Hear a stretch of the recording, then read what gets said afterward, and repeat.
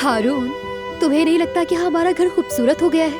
ये तो बड़ी खूबसूरत बात कही है। मैंने ऐसा क्या कहा? तुमने कहा हमारा घर। हाँ सही, हमारा घर। वैसे तुम्हें नहीं लगता टेलीविजन, सोफा, टेबल, घर की हर चीज जैसे उसी घर को जहन में रखते हुए सारी चीजें ली गई हूँ। अब तो कोई कमी बाकी नहीं रही।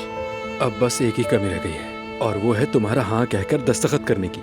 मैं तो इतने यकीन के साथ हाँ कहूँगी कि और मेरी जिंदगी का सबसे दुरुस्त फैसला भी यही होगा।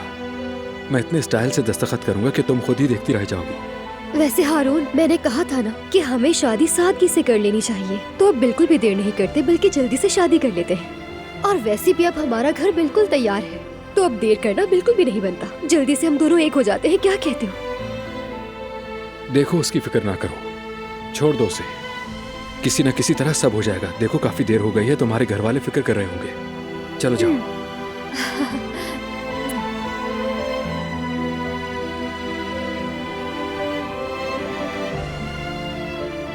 फिर मिलेंगे इंशाल्लाह। इंशाल्लाह जरूर।